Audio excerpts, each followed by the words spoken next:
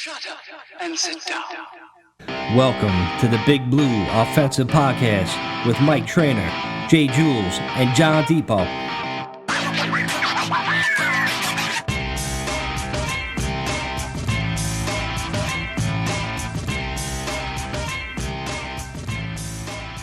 Hey, what's up, everybody? Welcome to the BBO NYG Podcast. I am Mike. That is Jules. That is John. We are all back from like this summer where it's like, all right, maybe we'll do a podcast now, or maybe we'll wait a fucking month. So what's up, guys? How was I guess your time off? It's hot, bro. It's too hot to be doing podcasts. That's the problem. We don't fuck if you're in AC central air or not. It's just hot, bro. It fries your brain. As an air conditioning salesman professionally, it has been a wild last 4 weeks. For sure. What about the next couple of days, John? Is just people going to be calling you like nonstop? Fucking Lord hope so, yeah. I mean, I can only get into so many houses, but it's more just about if people are sweating, they're way more open to opening up their fucking wallets. So yeah, let's see what happens. It's like torture, man. It's like you have to torture these motherfuckers. You know, when they're dripping in sweat, of course they're gonna open up their wallet because they want to be like, safe and healthy. Man, I was in Wildwood. I fell asleep on the couch with no AC on. I woke up and I take a shower. You could feel the heat just coming off my body. Like the water was cold, but by the time it came off my body, it was hot. It's gross. It's like it's making your own steam room. Dude, I was in Wildwood like last weekend and I thought 80 degrees was hot. I was on the beach as my fucking disgustingly white self, and I was underneath the canopy, staying in the shade, and I was dying. I was trying to drink as much alcohol I can. I was trying to rehydrate with water. Dude, I had to get the hell out of there. I walked 20 blocks just to go home and go in the pool and go in the AC. That's how bad it was. Jesus. It's just been miserable, bro. We got a little break in the weather the other night where like the rain hit really hard, and then it was like all of a sudden it was like at 68. It felt like it was like 40 out. It was great, dude. I was like, yeah, I was opening all the windows in my house, like, yeah. And then immediately 2 hours later, it was back to the heat. It's amazing. Guys, could you believe it? I mean, you guys have been friends for a long time, but we've been doing the podcast together now, coming up on like, I think this is our third season. We're gonna be doing this. Just about. Yesterday marked 30 days to my fucking wedding. Damn. 29 days, guys. Woo. Holy shit. Woo. Let's go. You getting the jitters? You getting the nervous jitters right now? Well, being that this is a podcast that my fiance may fucking listen to, I'm going to say absolutely not. I'm so excited. Knew that was coming. Wow, fucking 30 days. Unbelievable, man. Unbelievable. Right? Forget it, dude. And then what it'll be like, what, 30 days after that, or less, it's opening day, right? Right? Not even 30 days. It's not even, right? 2 weeks. The wedding's on August 25th. The opening day is like the 10th, I think, or something like that. So it's like 2 weeks later. Where's is the wedding in Jersey, John? Nah, man. My wedding's actually going to be in Montego Bay in Jamaica. Oh, that's right. That's right. You're doing that destination wedding. I was going to say, if it was in Jersey, I'm going to Atlantic City August 25th to 26th. So if the wedding was in Jersey, I'd say come on down for like a day and celebrate. On the 25th, the day before, we'll give you a real bachelor party. The real bachelor party. Yeah, John, trust me, you do not want to go to a bachelor party with Jules. Otherwise, you'll see the real Puerto Rico or the real Atlantic City. Trust me. We'll be off the beaten path somewhere. Yeah. The fucking wedding could be a half hour from Atlantic City. We'll still be like the Hangover, fucking trying to get there before it starts. Yeah, they made the Hangover movie based on Jules from like 2006 in Puerto Rico. My friend's wedding. So he stole that. I think Zach Galifianakis was hanging out with us, but he must have. Or Eugene gave him the script. I don't know what happened. But listen, most of my friends are pretty dumb anyway. But speaking of dumb, there you go. Right, all right, that's a good point. What happened, Jules? What's going on in the what was the source again? It was so ridiculous that like I honestly couldn't even remember the source. But it was like football is us or something like that. Like something so lame like that. They put out this thing all over social media that ranked from the smartest to the dumbest fan bases. Now, what's the criteria for deciding this? But for whatever reason, Buffalo Bills ranked number 1, and the New York Giants ranked number 32.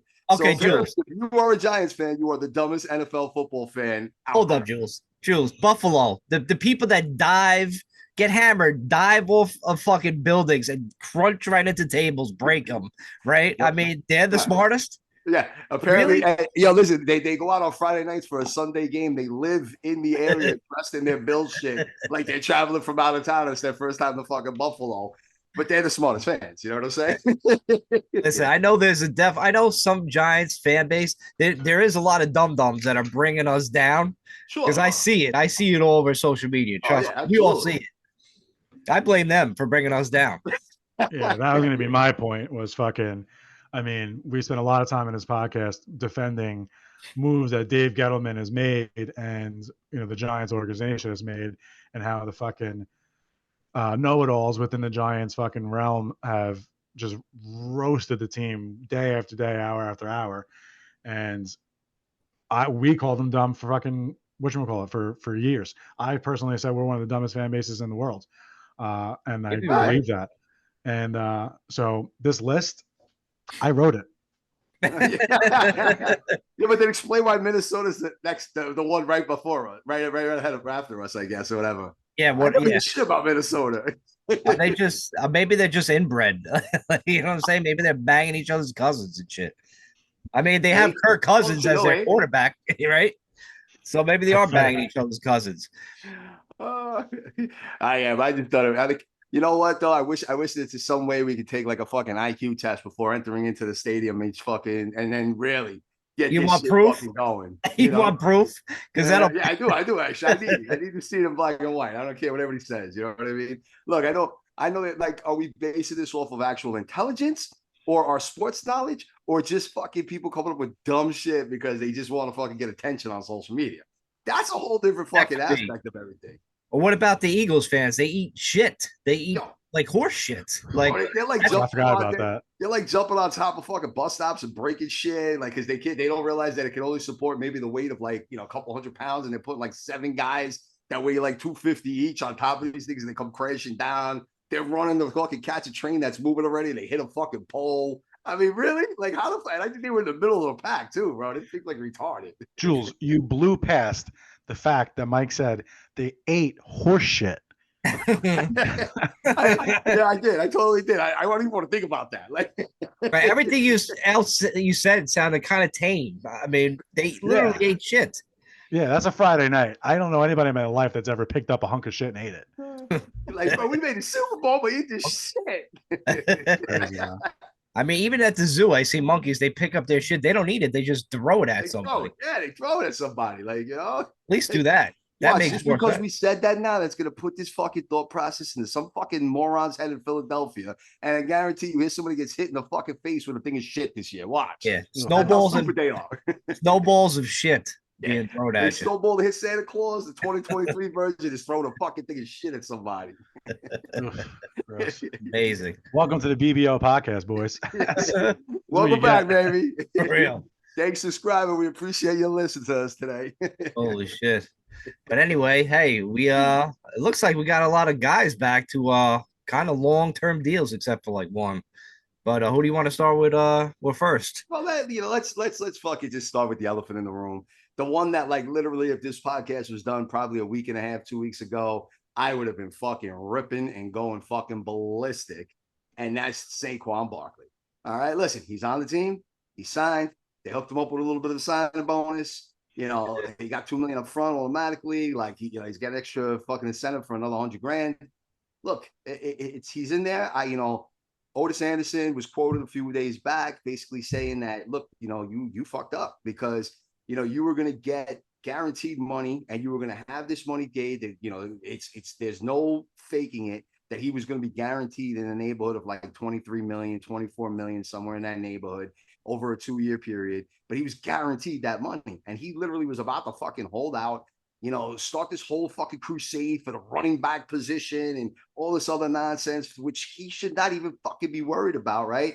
And he's over there going on saying that he feels he's the best running back in the NFL, and numbers don't matter and all this other fucking crazy nonsense. And like Otis Anderson's like, dude, you just fucked yourself out of money. You know what I'm saying? For what? Like, what are you doing, bro? Like, this is the dumbest shit you could ever do. And I fucking kid you not, I feel like it was 48 hours later from that Post article that literally all of a sudden we see that he's fucking signed and in camp. Like, so I don't know, man. I need to hear your thoughts. You guys love Barkley, so go for it. I'm happy he's back with the team. I never, like, at no point was I concerned with him not playing or being on the Giants or anything like that. It was just a matter of like what and when and how it was going to go. I'm a little bit disappointed that it's just a 1-year deal, but I guess that just means that we're going to live this saga again after the season this season. Yep. You know, hopefully he has a monstrous season and it makes Joe Shane and the front office's job easy. Give him 2-3 years, you know, whatever, $12 million, whatever the number is, and, you know, kick the can down the road again. But I'm just happy he's with the team, man. He's an important part of the team, both on the field and off the field. He's the type of guy you want on the whatchamacallit. And as important as anything else, he's a ghetto goon. And he's just another one in the line that was signed and extended by Joe Shane. I'll echo that, John. I agree with you 100%. You know, he's one of the best players, not only on the team, but in the NFL. You got to take care of the guy. The one thing I think his agents kind of like screwed it up by, you know, not pushing him to, you know, get him signed long-term. I don't like that it's like a 1-year deal, but I'm happy that the Giants, first-class organization, did the right thing, hooked him up. People were saying, "Oh, Barkley's going to hold out till camp." I mean, for some of you to actually think about, could you imagine, like, you actually really thought he was going to hold out? I mean, you don't know him. You obviously don't know him. I mean, listen, you could say that about me too, y'all. You don't know Barkley either, but if you just listen to the way he talks, all the interviews he started, the way he is carried himself in the locker room, he wanted to be around. He wanted to be a Giant. So, you know, take it for what it is. Listen, I almost wish he would have taken a note out of Daniel Jones's notebook, basically. Because remember when all the Jones talk was going on, and Jones wanted $55 million and da da da da. And then all of a sudden you heard the rumors going around. And then he fired his fucking representation. And then all of a sudden it was like a week later, boom, he goes in and gets the deal done. I almost wish that Barkley would have done the same shit and been like, yo, you guys fucked me up, bro. I had $26 million, what it was, $24 million on the fucking table, guaranteed for 2 years. And you told me to fucking reset the market a little bit. Maybe not be the most highest paid running back because he's come out a million times saying that, but at least make it so that I'm going to be the fucking advocate to make sure that these guys get paid now moving forward. That shit backfired. Backfired bad, dude. Backfired so fucking bad, dude. Like, come on. I wish he would fire his fucking front office, bro. It's fucking a joke. It is what it is. I mean, it's just the nature of the landscape right now in the NFL. The fans, for whatever reason, just don't want running backs. They just want to get rid of the position for some reason, and that definitely started in New York, largely, at least the big part of the wave of, you know, fucking extraditing fucking running backs from the NFL was big with Saquon Barkley here. But like we said, he's an important part of the team. He lost 8 figures. I mean, listen, he goes out, he has a 2,000-yard all-purpose season, has 15 touchdowns, leads the team into a playoff win or two with Daniel Jones. He's going to get another contract from the Giants. He's going to make up the money that he lost on paper this year. But if he gets hurt, God forbid, I mean, knock on wood here, that is a fortune that he could have that he might lose out on. Because yeah, he may stay with the Giants, he may get another contract and stuff like that, but if he gets a serious injury, it's not going to be fucking $12-13 million a year guaranteed. That's just not going to happen. And that'll be I just don't like how like the running backs are kind of getting screwed. Yeah. It's not right. I don't think it's that. I don't think it's right. I don't think it's fair. I mean, I understand, like, I know Drew's gonna say, oh, the quarterbacks are making all this fucking money. I get that too. Like, but listen, we got Daniel Jones on kind of a deal if you look at it that way. If you look at the quarterbacks, I mean, look at Herbert. That just signed Herbert just signed for like $900 million. So getting Daniel Jones at like 40 ain't that bad. I just wish they could find more room for the running backs and take care of these guys. Because Jules, I know they're not that long. They don't last that long in the NFL. But Barkley is a little bit different. I think Barkley could last like 10, 12 years just because of the shape he's in. He's a monster. But I understand. You could be a physical specimen. And you know, you could lift fucking you could squat 5,000 pounds, whatever the fuck he's squatting. You know what I mean? Yeah, that doesn't mean that you're not injury prone. And guess what? You know what?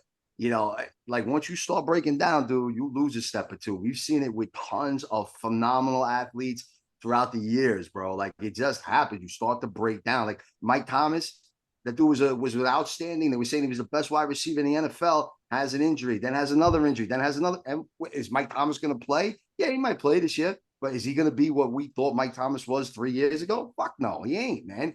Those injuries catch up to you. It just happens, and running back, unfortunately, is the most exposed to injuries because of the wear and tear they take, because they're constantly hit, running through the line, having to run through the linemen and run linebackers, and they're getting hit from all angles and everything else. And so they're constantly pounding with their legs and pushing piles and shit. It's the problem is, and I always say this, and I'm going to continue to say it, they need to restructure the rookie contract for running backs to, at the very least, give them a choice. Do you want to sign one of these ones where you're guaranteed for 4 years, where you have a 5th-year option that the team can pick up, or do you want to shorten it? And you look, if you're that good, and you're coming in like a Bijan Robinson, who's a 8th overall pick in the NFL, that guy might say, "Fuck that, give me 3." You know what I'm saying? And give me maybe a 4th-year option, because now all of a sudden 3 years in, I'm 24 and I can sign a 5-year deal. You know what I mean? With like maybe the 5th year, whatever, is not guaranteed, or from guaranteed million, and I can make $20 million a year. You know what I'm trying to say? I could make $22 million a year. Teams would give it because now they know they're getting Bijan in his fucking prime. You know what I mean? So, like, that's the issue. Because right now you're taking a risk. I mean, look, the same thing's going on with Josh Jacobs. There's rumors he got on a plane and left Vegas, right? Because it's a risk at this point. Like, literally, if you can't sign these guys to a 5-year deal. You can't. Like, you can't pay Barkley until he's 31 years old. Like, that's just not going to work, man. And that's how these numbers and these monstrous contracts get out that large of a size. Like, look, Herbert, you just mentioned he's making $55 million a year, but he's like, what, 26 years old? They signed him to 31. Quarterbacks play at like 35, 36, 37 easily. So it's like, no problem, bro. Like, yo, it's an investment that I don't give a shit about. I give this guy $250,000 guaranteed and fucking not worry about it, because I know I could play with him for the next 10 years if I want to. Crazy. That's the issue right now. And it's up to the collective bargaining and all the bullshit that the team, they got to fix. Players got to do as a union. That's what they got to come together and do. One thing to note, though, there's a little bit of a misconception with this, the injury thing with running backs. I remember we talked about it on the podcast. It was a while ago, at least a year ago or so. About I looked up like the statistics of each position and like the rates of injury and stuff like that, and it was minuscule, the difference between them and like secondary players, and I don't know if it was offense. It was like 3 or 4 positions where they were like within 1 percentage point of each other of like most injured players on the field, which doesn't mean that they're going to last to 35 years old, because that's just not how the position works. But that's the case for almost all positions on the field. There's very few positions that guys play into their mid-30s. Quarterback is one of them, but what's another one? You get a handful of offensive linemen that'll play to their early 30s, maybe a couple of guys that play linebacker. After that, really, that's it. Like most players, you hit 30, 31, 32, and that's it. You're done. Like that's just what it is. There's going to be a guy who's younger, who is more healthy and fucking faster, stronger, better, and he's going to take your place. That's just the nature of the league. So I just want to put that out there for people who are like, I mean, I don't have the exact numbers, but this is just going to be based off feel. But like, you do feel like you'll see receivers, and this is what it really kind of boils down to. Because look, running backs can last. I mean, look at Frank Gore, right? Frank Gore was in the fucking league. It felt like he was in the league for 20 years, right? Like, and he's still in the league. He's still in, right? You're right. I think he still is. But like what it is that I feel, at least, and I don't have a statistic to back it, but that you see a higher level of production for a longer period of time out of a tight end, out of a wide receiver, than you do a running back. Like these running backs hit that elite level, and they're at that elite level where they're a top 5 running back in the NFL for like 5 years. And then all of a sudden they decline. They might still be top 15. They might still be a top 20 running back, but they're not that top 5 guy anymore, right? Whereas these receivers, you could see them interchange, and it feels like they do it for like 8, 9, 10 years almost, right? The Cooper Kupps, the Julio Jones, like these guys, like they just seem to hang around for a lot longer. And I think that's part of the reason why you see them get paid a little bit more, because you know what? They don't necessarily have to produce until like 35, but they just seem to produce at that high level for a little longer. So you're getting a couple extra years on your investment as return. That's what it seems like to me, at least this day and age. You know what I mean? I can't speak for the entirety of the NFL. Yeah, but that's not very relevant to Saquon in the sense, because you're talking about his age 25, 26, 27, 28 seasons, not his age 32, 33 seasons right now. So I would have liked to see, them figure it out. But a major factor, coming out of today, which probably affected the Giants' ability to commit long term to Saquon Barkley, was them signing Andrew Thomas for the next 7 fucking years, and they gave him big money, obviously. So that could be a factor as to why they didn't get that long term deal done. But like I said, the main thing is he's a Giant. He's on the team this year. He's going to be a huge, important piece of this team if they're going to go anywhere this year. And it's nice to be able to still root for 26. Still got that signed jersey up there. He said he wanted to come back just based on the fact that he thinks his team is going to do something special. So he wanted to get the deal done. So that's nice to hear too. And look, you know what? He came out like you was kind of saying, Mike, a little earlier about his character and everything else. Every clip that you saw that people were filming from their phones or whatever was being able to flash all over social media, dude came running out of the locker room. He was pumped up. He was excited. He was running around. They show him doing like a toe tapping sideline catch in the end zone. You know what I'm saying? Like the dude looks like he's ready to ball. So whatever the fuck it was, it's over. You know what I mean? Like from that perspective, shit. Jules, did you see the way the media made him look like a villain early on with those interviews? They cut crap out. They made him look bad when he wasn't saying anything bad. They just made him look bad, and it made me fucking furious because then the narrative starts running with not only the dumb fans that just don't watch the whole fucking thing, like the people that are banning or boycotting Bud Light because they just don't read the goddamn fucking story, the whole story. They just read the headline. So they just read the headline and go with it. And it's just sickening how some of these guys, like that guy Lombardo, saying the disease of me in the locker room. I'm like, dude, you don't know shit. You're just coming up with this headline to get clickbait. Enough of these people. These people got to go because it's ruining the whole the fan aspect of it, man. Because people believe this shit they see in the media, and it's really sickening. And I'm glad the actual team sticks together because I think somebody in the media asked Daniel Jones today. He's like, "Oh, what do you think about the running backs, not being that important?" He's like, why don't you go listen to the ESPN experts? That's what Daniel Jones said. So shout out to Daniel Jones. He's sticking up. He's kind of threw the ESPN network under the bus right there because the ESPN they kind of dogged Daniel Jones too. So Daniel Jones he said it in a great way, good way, but a nice fuck you to them, which I was happy about. Fuck the media. No, it's true, and a lot of those big three letter and 4 letter networks. Look, they look to be as if they were the media source, and they were. For decades, you only got your information from them. But nowadays, man, with all the fucking social media out there and podcasts and everything else going on, you can get that shit from anybody. You know what I mean? All these open practices and everything else, you can get opinions from other people and shit. And they get it right here. More bullshit, of course, from the BBLNYG, of course. Like and subscribe. We thank you for your time.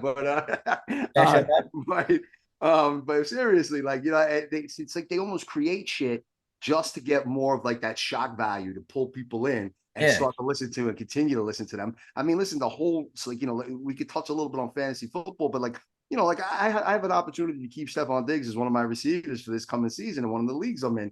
And at first I was like, oh shit, maybe I shouldn't, because they were creating all this turmoil for fucking how he was holding out and he was disappearing and they couldn't find him. It was all a bunch of bullshit. It was all a bunch of bullshit. They hyped up him just having a conversation with the staff and everything. Meanwhile, he came in and he was fucking high-fiving and jumping around and signing shit for the fans and hugging Josh Allen. It's all bullshit, dude. It's so much hyped up extra bullshit that you got to learn now to cut through the fat and actually get to the meat and find out what the fuck is really going on. And that's like this whole shit about fucking Josh Jacobs jumping on a plane and going fucking leaving fucking to go to, leaving Vegas, whatever. For all we fucking know, he could have just turned around and said, look, I need to go figure this out. I'm going to go home. Give me a couple of days. Let me think about everything, and I'll come back to camp, with a fresh head. He could have been like, all right. You know what I'm saying? But they ain't going to release that because they release that. These fucking vultures will be like, bah, bah, and they'll fucking start creating all these other crazy-ass stories. So the only news you get is someone said they saw him get on a fucking plane. For all we know, the dude's chilling in his house right now, and he's in fucking Vegas as we speak. Nobody knows. That's just sports media in general, man. It's really media, period. Any news source of any kind. It's just what it is. Clickbait, shock stories, fucking shock and awe. That's just what they do. But it's the first day of training camp, guys. I mean, that's fucking new season, man. It's crazy. I'm very excited about that. But John, you brought it up before. We didn't kind of gloss over the fact, but Andrew Thomas is going to be our left tackle for like the next fucking like 20 years, it seems. They did the Giants, like, I tell you, I love this regime. I love what they're doing. I love when they notice young talent and they're signing them to that like 4-year deals where they're trying to keep the core of the team around for the same amount of time. Almost, if you look at, the Dexter Lawrence, signing, of course, Daniel Jones. So you're getting these guys to stay around for that time period, and they're young, they're hungry, they're building something. You got to be very excited about them paying their own. Ghetto Goons, baby. Ghetto Goons, Listen, Ghetto Goons, Ghetto we'll get Goons. into that in a moment. It really is. It really listen, is. A lot of pieces. Who's to say that? Because look how fast it was. Like what? Less than 24 hours later, we get the Andrew Thomas deal done, right? And who's to say that like Shane didn't bring in Barkley and be like, look, dude, we want to pay you, but like, that whole thing kind of fucked up. We'll give you a little bit more of an incentive. We got to pay Andrew Thomas. You are not doing jack shit as a running back without your fucking top lineman, all right? Like, that's just facts, dude. All right, that's why these quarterbacks buy their fucking offensive line Rolexes and shit, right? You ain't doing shit without them dudes, all right? Like, period, stop. So, first of all, I'm fucking psyched that we got Andrew Thomas signed till he's like 30 years old. And you know what? Listen, we paid him, but the dude deserves to get paid. He's that fucking good, all right? Like, he developed into that guy, right? So, you know what? Like that's fine. That's great, right? So, I know you dudes want to always give credit to fucking Gettleman. Oh, it's the Ghetto going, just his draft. It's his dad. So is Tony, bro. All right, that guy's a fucking astronaut for now. Like, he go to the fucking moon, Kadarius. Right, for all I give a fuck. So is fucking Baker and all these other. There was a lot of shit misses that he had in that fucking early picks too, right? But the reality is that he developed with this staff, right? He got better last year was when he really fucking came out of his shell. So it's this staff that's developing these kind of talented players. I don't know about that, bro. I think you're wrong. wrong. I'm telling you right now. Look, I think you're wrong. He didn't have his best year last year. Listen, I'll tell you why. Remember, his first year, he played on one fucking ankle. Remember that. And he didn't say a word to the end of the year, and he was nasty on one fucking ankle. So I don't know if I buy that with the whole. Let's see what Evan Neal does this season, right? That's what I want to see. This year, then you know what? That's where it's at. That's what I want to see. Yeah, that's way more of a measuring stick. Because Andrew Thomas, his first season, his first like 8 games or so were not very exciting. And then the second half of the season, maybe his ankle was better, whatever the story was, he played much better. Then the second season, he was better. And then his third season, he was basically an all-pro. So, I mean. Yeah, he's legit. Listen, if we get that growth with Evan Neal going into like year 2, man, I'll be ecstatic. That's gargoyles right there. That's good. Look, and you got to protect your quarterback, right? You're giving the guy $40 million a year, which, by the way, everyone on this show predicted that would be a fucking bargain to sign Daniel Jones at $40 million a year, right? So, fellas, high fives all around, all right? People were crying. People were crying about it. Considering that Herbert's now getting 55 and Burrow hasn't even signed yet, bro. Like, I can't even fucking wait to see what the fuck he makes when that shit comes to fucking fruition, right? Like, and listen, they're already saying they might not be able to fucking extend T. Higgins, which is a solid number 2 wide receiver, because they gotta pay Joe Burrow, right? So, like, dude, it's stupid. Yeah. Look what Hurts got paid, and Kyler Murray got paid, and Deshaun Watson got paid. I mean, we go on and on and on. Not to mention Pat Mahomes and Josh Allen are literally on a discount now too. And them motherfuckers are some of the elite quarterbacks in the entire fucking league. So, like, Aaron Rodgers, you see Aaron Rodgers taking like $35 million pay cut just to pay that. I'll put it on Twitter before. New York is going to be fun this year between both the Jets and the Giants. It should be really fucking interesting. Yeah. That game, what is it, week 8 or 9, I think it is, when we play the Jets. Oh, man, that's going to be fucking fun, man. I mean, look at the Jets, for example, right? They want to fucking showcase this, and there's rumors. Now, again, I think the rumors got denied. I think it was more that just, Rodgers was getting a lot more next year, and he wanted to restructure it from that perspective to say, look, I want to be with the Jets for at least 2 years, right? Yeah, right. Sometimes your first year, you don't just come out the gate like Brady did, and, don't expect that. You could be like Russell Wilson, right? Like, there's so many different ways that things can come around. But, like, at least he knows if he's there for 2 years, he'll have that much longer, and they can really build and know coming. rumor was too that maybe perhaps they were clearing some money so they could bring in Dalvin Cook. Depending on how Brees Hall turns out, they don't really know how healthy he's going to be just yet. Obviously, we'll know in the next few weeks. But that is one of the rumors why he restructured the contract the way he did. So we'll see what's true and what's not in the next couple of weeks for sure. But yeah, listen, they open up Monday night against Buffalo. You know what I mean? Like that's the motherfucking Monday night game is Jets Buffalo. Like that's just a good game to watch in general. Right. and we open on Sunday night against Dallas. Like, bro, it's gonna. You're right. It's gonna be fun in New York this year for sure, bro. Like it has to. I think. Definitely. On that note, you want to take a quick commercial break, and then we'll come back and we'll talk more about the other signings and the pup list and who went on the pup. All right, we'll be right back on the Big Blue Offensive Podcast. All right, we are back on the BBO NYG Podcast. I am Mike. That is Jules. I think John had to go take a shit. John's on an extended commercial break. He left like real quick. He's giving us sign language. I'm like, yep, I see you leaving. So, all right, but John will be back. Yeah, the other signing shoes. Who else did we sign? Well, I mean, those like it's hard to even talk signings after you really go and just mention the two biggest ones, right? Like, it's other things have been done. There's been little things, little additions. People we've brought in. As far as extensions, there really hasn't been much since Dexter Lawrence and the big two that we just sort of talked about. It's just more along the lines of, hopefully some of the guys that we brought in as free agents develop into something that'll be reasonable, right? I mean, I know we didn't extend him, but you take a guy like Flott, however the hell you say it, the fucking corner we drafted in the third round last year. Basically put on like 20 pounds of muscle. Yeah, I seen that. I think he's trying to take over the Julian Love role or something. He's like, yo, bro, you guys signed 15 corners this year. I'm coming in bigger. I'm making myself fucking known. It's like, all right, dude, let's go.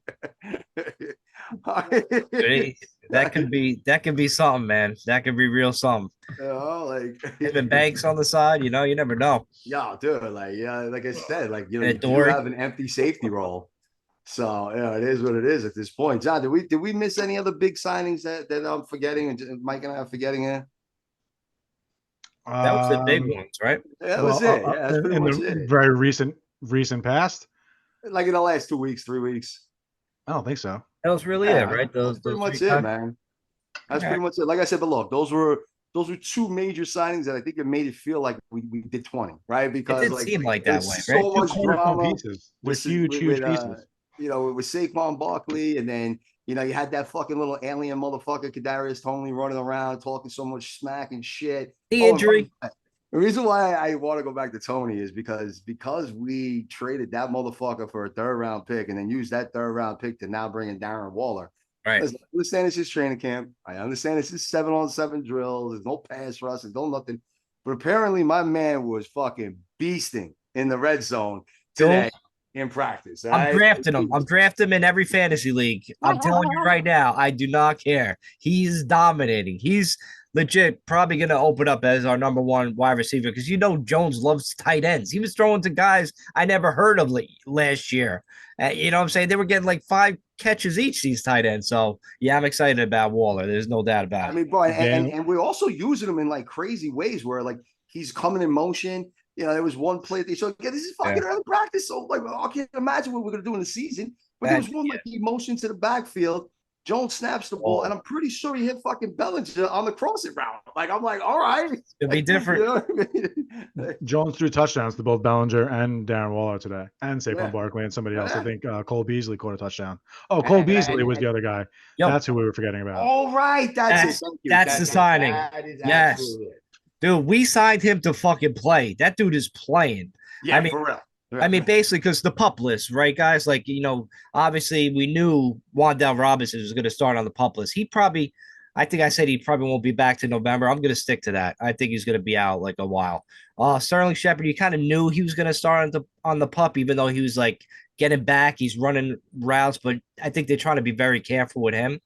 And then Marcus McKitton, guard, he went out, and there was our signing, Ashawn Robinson, defensive tackle. He went on the pup list, which was kind of surprising. we signed him to that 1 year deal. So it's like a little bit thrown back. But the Cole Beasley signing was just a guy that I think he's going to come here and I think he's going to contribute right away. I think he plays week 1. He might. I mean, look, he could very easily open up as a slot receiver, right? Like he could beat out Jamison Crowder, right? No If Shepard and Wendell already out of the mix, then it's what, Paris Campbell maybe, or unless Campbell goes to the outside. You don't know if Jalen Hyatt's going to be inside or outside at the current moment. They did show him doing a couple of end arounds, a couple of jet sweeps, shit like that, which if the kid is that fucking fast, that makes sense. You know what I'm saying? So like Hyatt's going to pick up some of those roles that maybe we lost with Wendell Robinson last year. So, you got to get excited for that. And look, and Cole Beasley knows this system, bro. Like, he played for Dable. He was fucking phenomenal as a slot receiver. Huge piece right there, Jules. Yo, you know what I'm saying? Like, if anything, he can help these guys know how to be and where and how to run these routes that much better, that much sharper. He could kind of be that sort of leader in the locker room, if you would, So that's what's key about that. And you're right. I totally glanced over it because of the 2 major signings that just happened in the last 24 hours. And I totally forgot we did that way, right?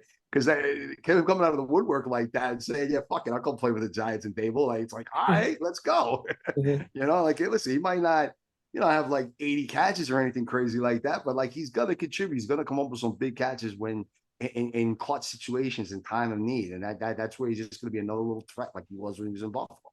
It's going to be very interesting to see Kafka and Dable design an offense, because obviously the offense is going to run through Saquon Barkley. Darren Waller is probably going to be the number 2 go-to. Daniel Bellinger is going to be a big part of it, but you have like a dozen receivers. Maybe you don't have, a Calvin Johnson of fucking 2012 or whatever it is. Maybe you don't have that guy, but you got like a dozen guys that are like B- to B+ receivers with a very creative offense.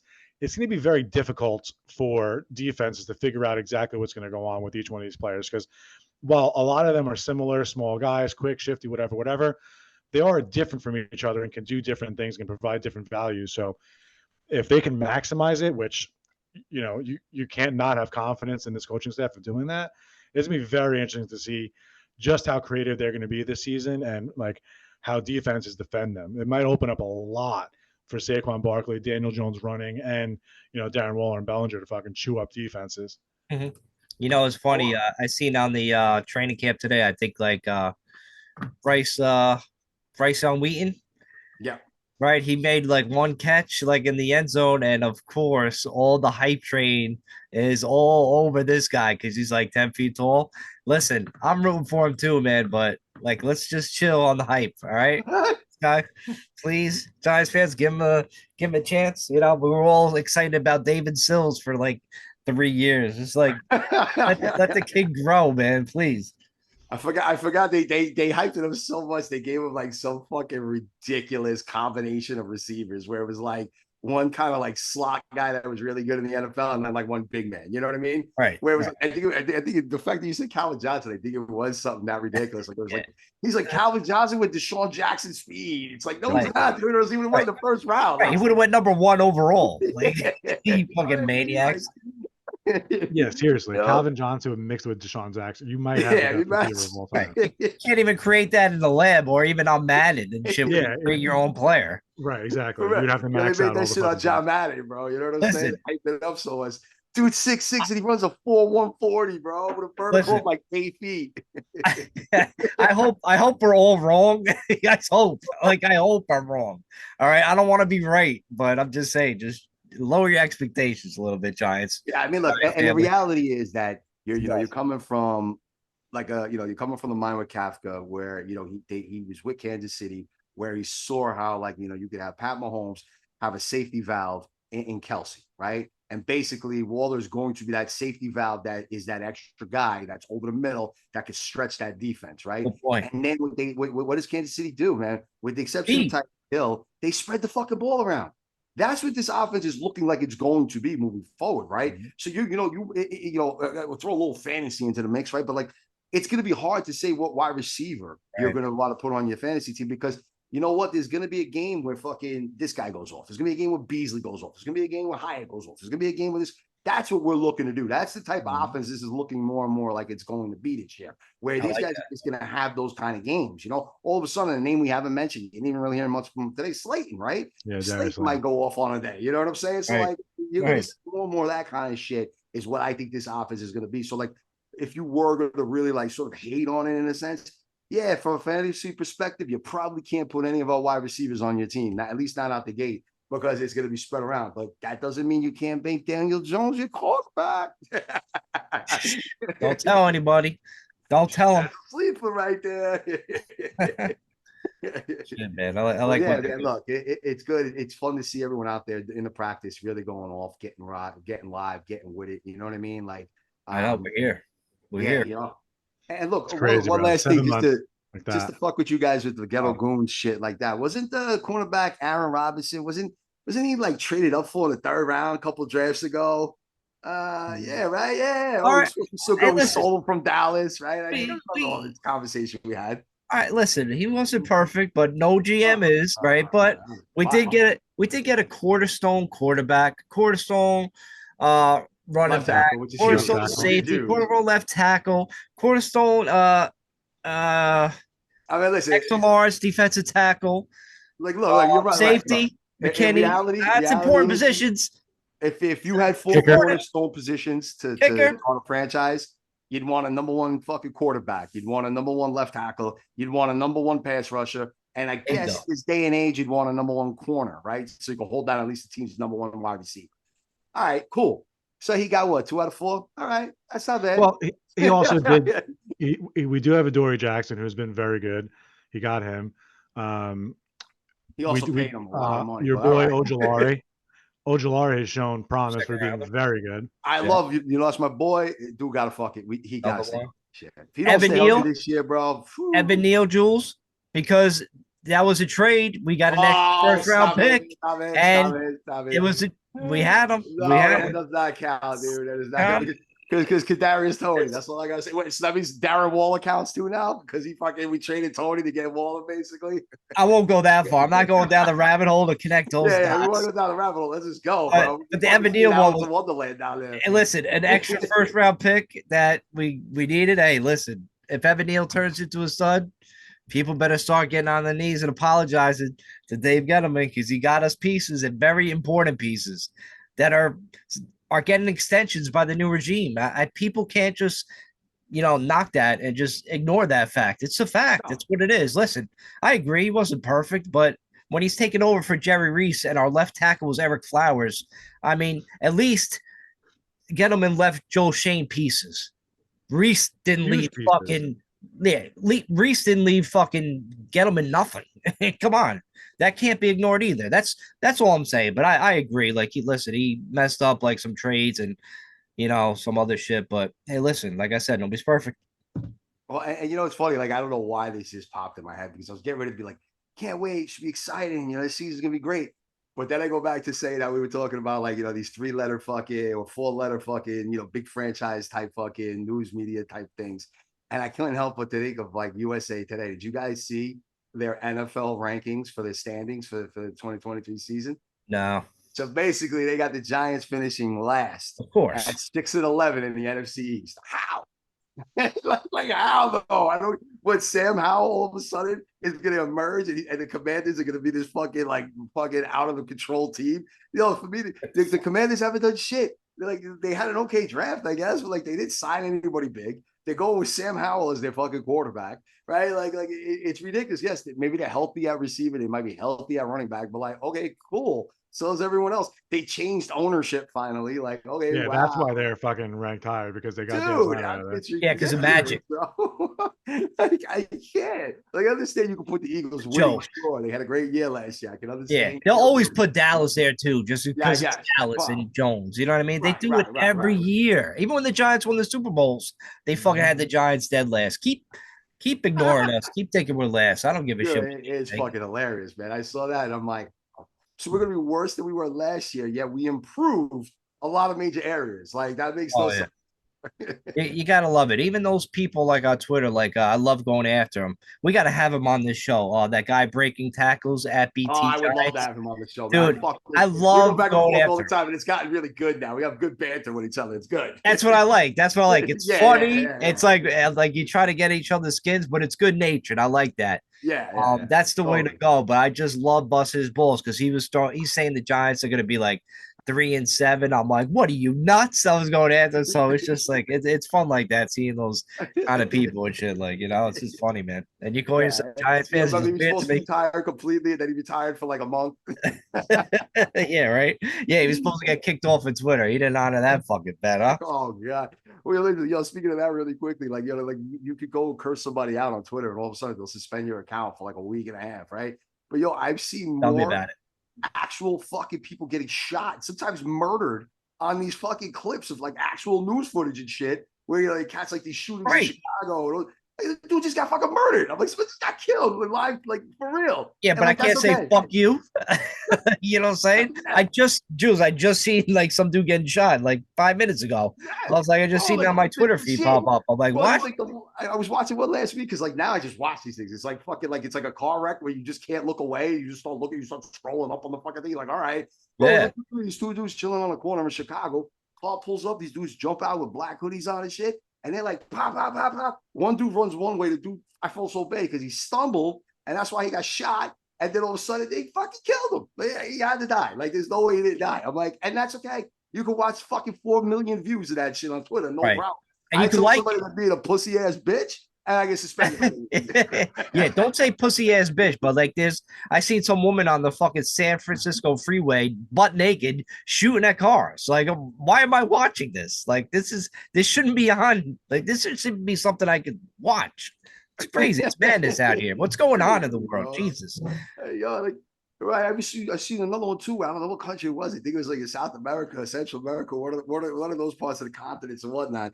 And like literally, like this dude tried to rape a woman, and like they got him. Like a couple of dudes caught him, and instead of fucking like them like putting him to the police because they like tied him to a pole or something like that, like 25 women in the fucking town came out and beat this man to death with like fucking sticks and bats and rocks and shit like that. I'm like, hey. All That's right. the way to go. Yeah. Like you could watch the whole beating. I mean, and that'll stop the whole community from fucking raping. I tell you that. Instead, in America, you go get bail reform. You be out fucking in like 3 hours, and you get yourself a fucking sandwich. And we're back from the Mix It Up podcast. I am Mike. It felt like we were talking on the Mix It Up podcast for a sec. Shout out to that. Hey, we just threw a little plug in there for the Mix It Up, all right? Like and subscribe. Yeah, smash that button. But listen, guys, it was good to be back, man. Yeah, definitely been a while. We gotta start coming back now that we're in training camp. I think with the exception of maybe 1 week, I think we're all pretty much back, right? For the rest of the run now, right? Training camps here. Spring trainings, I mean, exhibition games around the corner. You know what I mean? Like 15 days away from preseason game one. July, all August, and then September starts the season. So, we appreciate you guys joining us today. So, like and subscribe. Like the podcast is gonna be like this all year long. We're gonna just be fucking wild and energetic because we're gonna be fucking talking mad shit this year. I got a feeling about it. I really do. I got a feeling that this Giants team is gonna be better than 6-11 or whatever the fuck it would be, 6-12. No, 6-11, right? Yeah, 17 games. Yeah, 17. Yeah. Yep. What the fuck it is? It's so ridiculous that like USA Today that I used to. But it was once upon a time. And one last fantasy plug because those things are coming. I'm gonna start talking some fantasy on the show as well. But I remember I used to use USA Today as like a fucking guide. And I was like good with them back in the day. Now they just went to trash, bro. So that's a plug for USA Today in case you guys want to like hire me. I'm available. Just let you know. Yeah, you went downhill, USA Today. Well, listen, with that said, guys, it was good fucking being on the air. It feels great. Look, we'll be back next week, man. All right. We appreciate it. We'll see you guys then. Have a good rest of the week. Thank you. There you go. Go Giants.